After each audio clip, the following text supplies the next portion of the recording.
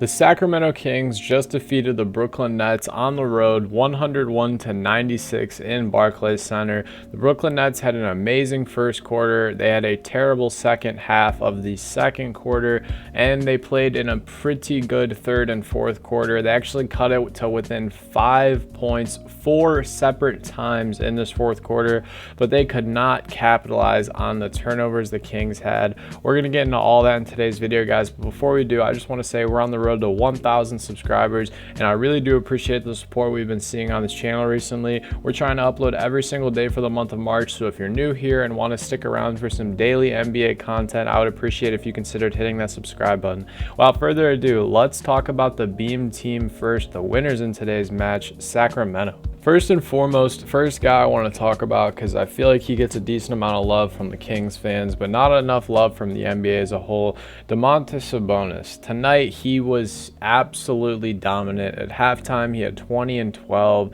and he finished tonight with 24 points, 21 rebounds, and 5 assists. It's also, to pair with that, he had 4 blocks. Absolutely monster on the offensive and defensive glass. Tonight he finished with 7 offensive rebounds.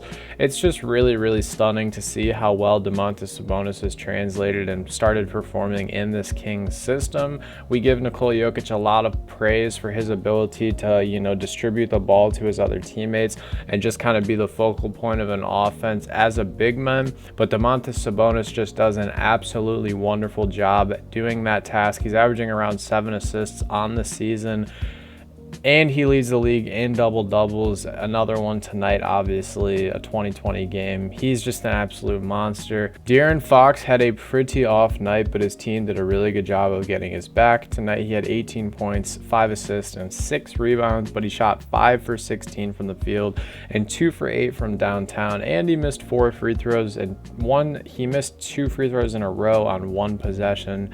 Very interesting night. I want to give some quick condolences to Kevin Huerter, who had a right leg injury 6 minutes into this game tonight. He checked out, and his parents were there, and he did not end up checking back into this game.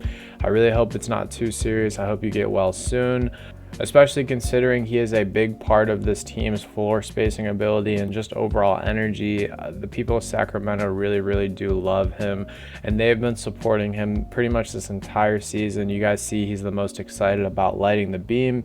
One thing I want to say overall for the Sacramento Kings team, the bench did an amazing job tonight of just supporting and supplying instant offense. Malik Monk, Kessler Edwards, and Trey Lyles combined for 7 3-pointers off the bench tonight. Trey Lyles had himself a really solid night, finished with 11 points and 6 rebounds and a steal as well. He's shooting 37% from the 3 on this season, which is up from his 34% career average. I really did not expect him to knock down those shots that he did tonight, but he did a really good job of hitting them when they mattered. He also had an and-1 this game, just did a really good job of being a spark plug off the bench tonight along with Malik Monk. Malik Monk is an absolute dog, and I just love to watch him play. Tonight he had a plus 18 on the box plus minus tonight. He does all the things on the floor for the offense, and when he's on the bench, he's a great energy. Along with his 12 points tonight, he had tonight 6 assists and 5 rebounds. Just does a really good job of playing his role and knowing his role, even when he's not starting. When he is starting, he does not care. He just wants to play basketball for Coach Mike Brown and help this team in any way that he can. He may possibly get inserted into that starting lineup with Kevin Huerter going out with that injury, but we'll have to see. I don't want to spend too much time talking about either one of these teams tonight because this is going to be a little bit of a shorter video.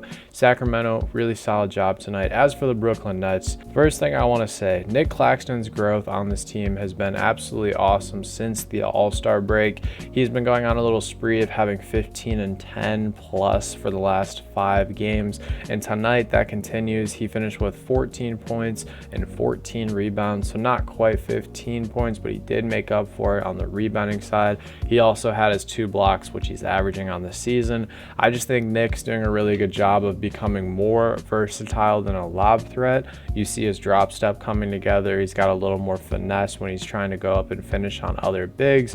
He just had a really solid night tonight. Spencer Dinwiddie, some of Luka Doncic's tendencies from what your time in Dallas rubbed off on you. you and not the good ones. I'm talking about the nagging. I'm talking about the complaining. Every single time Spencer Dinwiddie drives to the rack and does not get a foul call, he's flailing his arms and complaining to the refs. Tonight, he drove to the basket, and he may have gotten fouled by Domantas Sabonis, but they did not call it. He waved his arms, failed to get back, drew a take foul, and then right after that take foul, which does result in free throws, he got a technical for complaining. So that's 3 points that Harrison Barnes got at the free throw line tonight, pretty much based off solely complaining. In a game where you lose by 5 and you're struggling to close the gap, those are points that you can just not be giving up. Tonight he had a pretty all right night, 18 points, 7 assists. He's been doing a really good job of facilitating and playmaking. Mikal Bridges, Brookyln Bridges, not your most efficient night, especially with how amazing you started this game. Finished with 23, 4, and 2 on the night. Had a decent amount of turnovers as well, but that's all right. Dorian Finney-Smith did not get as much PT as I thought he would.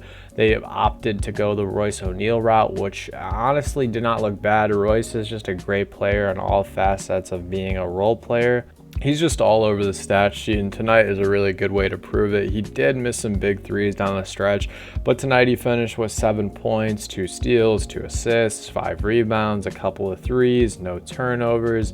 He just does a really good job of trying to be everywhere at once, and he's making moves off the ball on defense to draw offensive fouls, and that's just something I love out of players when they're gritty on both ends of the ball. Did not see a lot of Cam Thomas minutes tonight, and we honestly have not seen a lot of Cam Thomas minutes in quite some time, and I don't know what Jacquemin's ideology behind that is, but it's not for me to say. I don't disagree with it. I don't agree with it per se, but it's worth noting, he had a couple of 40-point games. You may think that they want to, play that more, but they also could be trying to just run the new guys in the starting lineup as much as they can to build chemistry going into the playoffs. Seth Curry tonight, really solid game off the bench with 14 points and 3 3-pointers. Although, like Royce O'Neal, like Mikal Bridges, like Spencer Dinwiddie, he did miss a lot of open threes down the stretch. And those are important threes, again, in a game where you lose by only 5 points. Last person I want to shout out on the Brooklyn Nets side of things is Cam Johnson. Not a really standout night tonight, nothing special, just 10 points and 6 rebounds, along with a steal and a block, shot and made 2 3-pointers. Played the second most minutes tonight out of anyone behind Domantas Sabonis and Spencer Dinwiddie, who both played 38 minutes tonight.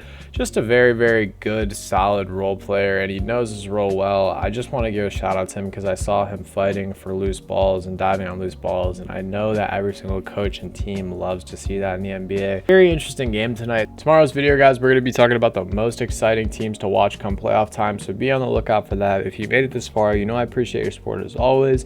Hope you guys have a great rest of your day. Stay happy, healthy, and blessed. Peace.